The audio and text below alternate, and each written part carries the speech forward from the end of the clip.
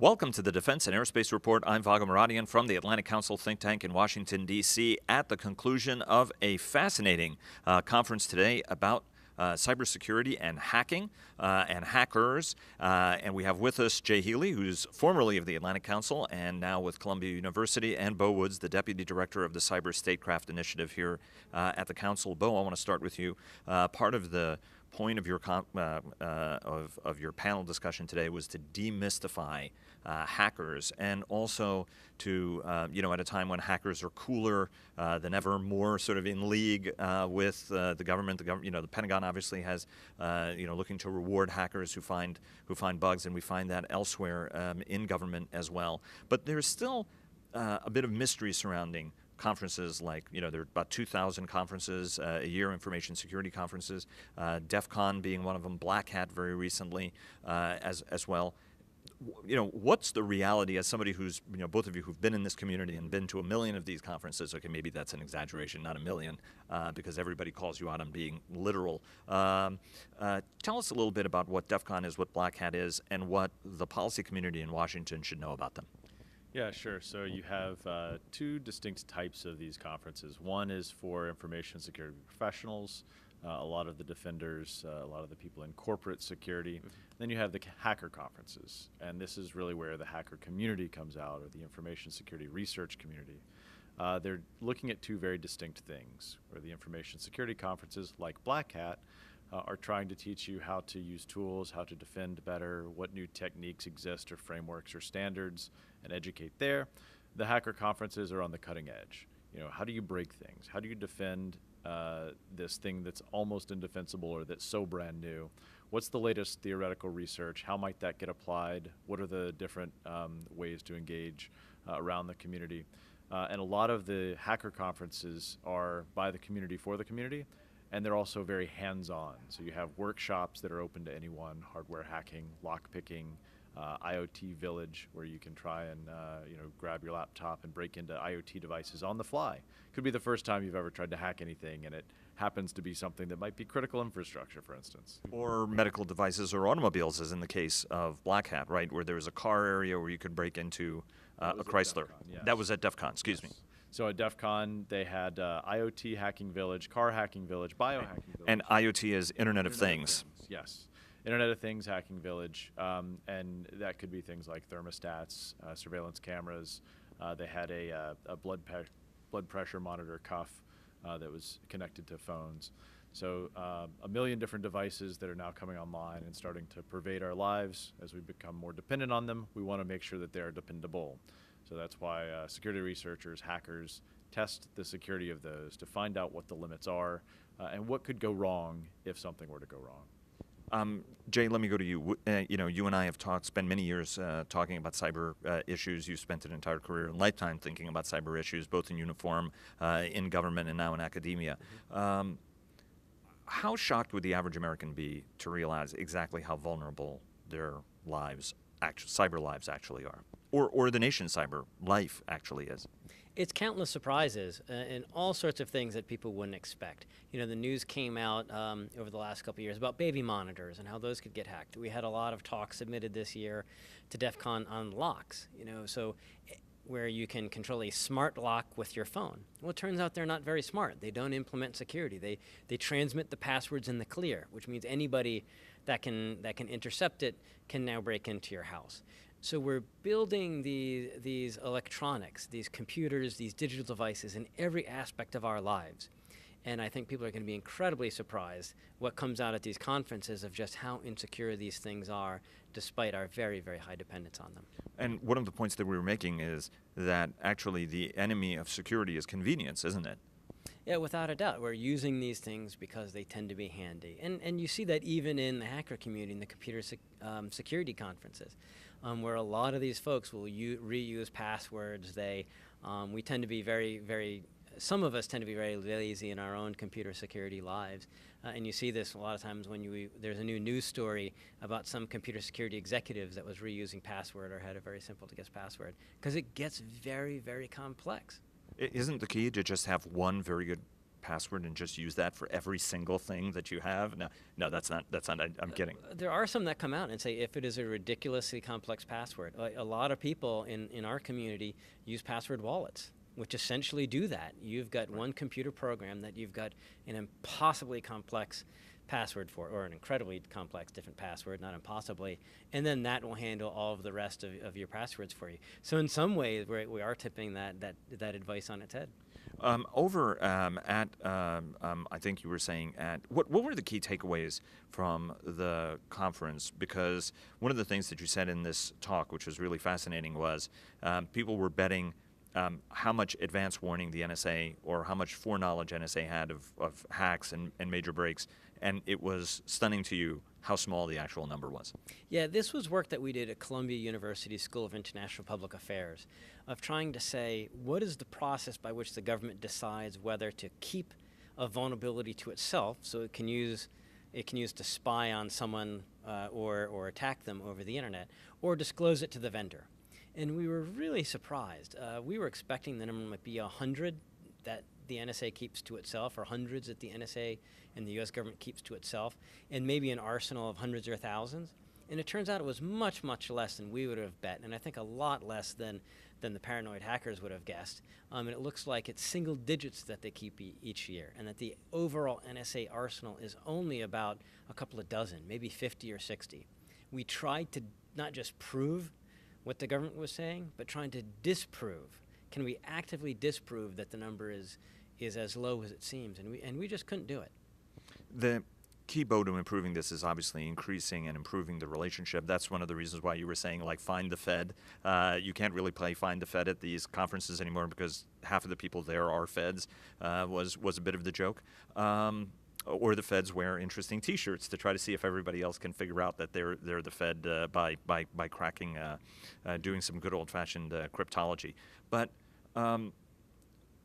is the relationship fundamentally improving between the hacker community that still has certain concerns? You know, some, as you mentioned, Jay, are very interested in mischief still. Is this relationship fundamentally improving, and what are some of the public policy things that have to happen so that the government actually takes advantage of these folks who may be very, very patriotic, just different than the folks who are wearing uniforms or serving in government? Yeah, I think there's a long history of baggage between the security research community and the government community. Some back and forth, hackers do one thing, federal government does another thing. Crackdowns on people for having a curious mindset and maybe doing something mischievous on a computer that if it were in the real world, there would be no crime committed or a very, very light crime. And instead, in this case, because it has to do with computers and it's a new territory, maybe a little bit more scary, there's a much more harsh and severe penalty. And that's changing. It's changed over time, and it's changing even today. There's a lot more outreach from both sides to try and get to know each other better, to engage more in a more professional, positive, proactive manner. Organizations like the FDA, like the FTC, like the Department of Defense and the White House are even reaching out to security research community. And then the security research community itself is also reaching out to policymakers more broadly. Groups like I Am the Cavalry, which I'm a part of, and some other groups, as well as individuals within the research community trying to bridge those gaps so that we can be safer sooner together. And what are the capabilities of some of the amateurs, right? There's this sense that they're amateurs and not professional hackers. You're saying that gap is actually not as large as people might think it is. Yeah, so one of the takeaways that I had from DEFCON this year after having spent the last few months in D.C. Talking with policymakers is there's a hunch here in D.C. that only nation-state level adversaries could do things like take down the power grid or hack cars or hack medical devices to cause some type of a kinetic harm to human life and public safety. Walking around the show floor and seeing people who had never touched a car before were just curious and very, very young, very inexperienced in some of these things. And they were able to very, very quickly adapt and get up to speed.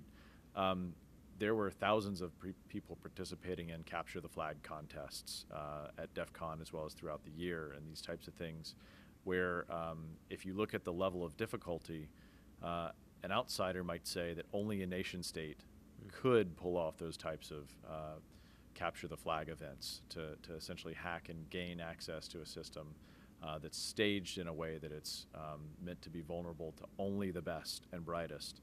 And there's thousands of people achieving this in the amateur community, as well as a very few number of nation-state level professionals who actually engage. So I think that that's a bit of cognitive dissonance for the community here in Washington, to kind of bring to the realization that amateurs are doing now what you thought only nation states could do. I want to ask, I've got two questions, but one of them is about DARPA and the Grand Challenge. Obviously, DARPA was on the cutting edge. The Grand Challenge they did on autonomous vehicles is what paved the way to a new generation of autonomous vehicles, and it looked, and now we're talking about licensing and certification questions. Right, California being the first state to sort of say like, hey, let's go through the process of actually realizing this. DARPA was also doing this in a Grand Cyber Challenge. How important are exercises like that in advancing the state of the art, or at least the intellectual process, to figure out even safer and better systems for the future, Jay? I think it absolutely bowled everyone over at how advanced these computers were. So you had 7 computer competitors on stage. They were all autonomous, taking in 30 kilowatts of power, 200 gallons of water a minute. Holy crap. And they were just programmed to do these kinds of capture the flags that Beau just talked about. So they were trying to protect computer programs. They were looking for vulnerabilities and patching them, keeping others from trying to attack them, and then using the vulnerabilities that they discovered to go out and try and attack the other computers. So the designers did a brilliant thing. They included some bugs from history, like the one that led to the Morris worm or SQL Slammer. And if you're computer security, you know these bugs. So some of these would lay hidden for months, if not years, and no one discovered them. They were included in the challenge, and most of the competitors would find these in 3 minutes or 5 minutes. Wow. Find there was a vulnerability, patch it itself. The computer would go through the binaries and say, would go through the source code and say, this is what's problem, here's how I have to work around it, deploy the new patch, and then start attacking others. And it did this within minutes instead of the days, months, years that these bugs can sometimes lie fallow. Well, yeah, I think that just speaks to the capabilities that can be brought about by the collaboration of humans and machines. As Jeff Moss said in the closing ceremonies, bringing people together with these automated computer systems can change the way that we do security. And if you look at techniques like DevOps, it's very much an attempt to do the things that machines are best at doing, as well as the things that humans are best at doing, to bridge that gap, and then that improves the level of defensibility across the entire space. And obviously in the third offset strategy that Deputy Secretary Bob Work is working, he's looking for these man-machine interfaces to be sort of the next quantum leap in warfare. Jay, one of the issues that you've written a lot about is the vulnerability of our election system, fundamentally. It's at the state and county level, city and county level, for 240 years of the Republic. How vulnerable is the system, and what are some things that have to be immediately done to improve it at a time when, for example, you have or are suspected to have Russians who attacked or may have pilfered through the Democratic National Committee's headquarters? Yeah, I think it would be very difficult at either of these conferences we're talking about, or any of the conferences, to find anyone that thinks electoral systems aren't completely wide open. For years, it's been illegal to tamper with these things, and that might make some sense to some of your watchers and listeners of saying, why would you let hackers tamper with these systems? But that's how you find the bugs in them, by letting people that are driven by curiosity, driven by academic research, to try and go in and find out so that they can then be fixed by the manufacturer. Because right now, if there's a problem with the U.S. electoral voting systems, the voting computers, it's not going to be discovered by my colleagues at Columbia or at Carnegie Mellon. It's going to be discovered by the Russians because it's not illegal. So if we thought that the Russians were really affecting our elections by releasing documents from the DNC, there are a lot more direct ways they can do this. So I would like to see the president try and just call a quick task force, try and get relatively low amounts of funding, because there is some emergency things that we can put in place to try and prevent an October surprise. Well, yeah, I agree. I'd like to see a little bit more research and study on the problem space. Like you said, there are a lot easier ways to rig an election than necessarily hacking the voting machines and the voting computers. But what is our susceptibility to that? I don't think that there's been a national level analysis of it and discussion of it with all the various systems and all the various processes that these devices and the precincts and the counties and the states are reporting back up. So I think that it would be very, very important to have that visibility, to have that knowledge, so that then if there is something that can be done, that we can do it. Go ahead. I was going to say, just to add, it looks like in the Ukraine, a few years ago, someone tried to hack the central vote registry. So not attacking at the polling places, but once all the votes were in, just going in and see if you could change it up and either tilt the election in your direction or make you have to recount the election. So we are worried about a lot of these different scenarios, because if you think Bush v. Gore was bad in the recount, we could get a lot worse. Well, so in the event that we find that Russia, as everybody expects, right, for the DNC thing, there are Russian fingerprints on that. Obviously, the investigation is still ongoing. But if it's proven that a foreign power has been doing something as egregious as trying to affect the outcome of an election, which is clearly the case, then what does the response have to be from the United States? I mean, I know that the United States is always trying to play, we're the bigger guy, we're trying to play fair by international rules or international norms. But ultimately, what's the kind of rolled-up cyber newspaper that has to go across the Russian nose to sort of say, hey, look, this is really out of bounds. We want you to knock it off. Yeah, it doesn't have to be a cyber newspaper across the nose, right? It could be any kinds of things that we could use, from diplomatic to financial and the rest. It has seemed in the past that the Chinese are very sensitive when we flex, when we do things to them. They seem to be very sensitive to that. Putin and the Russians do not seem to be sensitive at all. So unfortunately, it looks like it's going to have to be a bigger escalation than we might have normally wanted to have done at this stage. Now, within the cyber side, there are some things. Cyber Command at Fort Meade does have a force that is looking out into red space, as we call it. They're looking into the adversary systems and saying, if we have to disrupt these guys, how would we go about doing it? If the president gave us the order now, what would we have the ability to do? So I think if I were the president, I would certainly be going to the Joint Chiefs and Strategic Command and Cyber Command to start looking at those options. Yeah, I think if you look at the broader history of tampering with democracy, America is not the innocent victim of tampering, and no one's ever done it before. If you look back through history, America has been one of the people who has tampered with elections and tampered with democracy around the world. So it would be interesting to see what a response might look like, if it will set a precedent for what is normal, what is not normal, what's expected.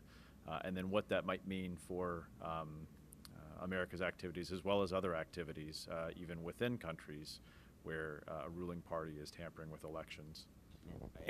Yeah, I've got a little less patience for even though in a lot of cases I'm very cautious about norms. But for members of the P5, for members of the UN, Permanent 5 of the UN Security Council, I do think this crosses a new line and puts us in a different space. Now, you're also holding something very, very cool, and so I want you to show the audience, because this is not an average badge, right? So this is your name badge, and very nice mustache you've put on there, by the way. It's very, your artwork is. It is actually very, very, very Jay. He's not dressed nearly as nicely to be Jay, actually. But tell us a little bit about this badge and what does it mean? Yeah, sure. So if you go to most conferences or conventions, you get a name badge with your name on it, your company affiliation. It's in some laminated form. That then clips on your lapel and destroys it. So thank you very much for damaging your really nice suit. Yes, and at DEFCON, there was a problem a few years back where those were easy to manufacture, because if you can take a picture of one, then you can print one out at the local Kinko's, and then you've just entered the conference. So they have had to go to increasingly complicated, complex badging systems in order to overcome the curiosity and capability of this community. So today, you have printed circuit boards with lights that light up. My battery is dead, so they don't. This is actually a computer processor similar to the type that you've got in your phone or in your laptop. it does different things. You can actually plug it into your computer, reprogram it, cause it to do all sorts of things, add stuff to it, and there's always a badge hacking contest where you can add on RFID sensors, you can add on other lights, you can do all kinds of crazy things. So we really take it to 11 with the way that we do these And because badges. hackers are driven by curiosity, there's different problems that you have to try and figure out. I mean, it's a puzzle, and Right. so people try and figure it out, and they still run a competition to recreate the badge, and who can create the best forged badge. Right. So they took this thing that had been a problem, they made it a contest, and try and reward curiosity. And soldering is encouraged, right? So you are encouraged to actually get in there and actually do some good old-fashioned soldering. Yep. Now, the question becomes exactly how expensive are these bad boys ultimately as they're handing out? Because $1, like paper badges are one thing, but Yeah, I don't know the actual costs of the badge. The event this year was $240. You've got to figure that some portion of that went to the badge, but probably not as much as you might think. These things are getting cheaper and cheaper to make every day. And they aren't, and it's funny because you said the name badge. And at Black Hat, you have name badges. At DEFCON, it is all anonymous. Right. So you cannot use credit cards. Everything is cash. There's nothing to associate you as a person to what you do there because it grew out of this original hacker culture. and that's the last place on earth where they accept cash and you don't have to have your identity on display. Exactly. Jay Healey of Columbia University, thank you very much. Beau Woods of the Atlantic Council, thanks very, very much. Thank you.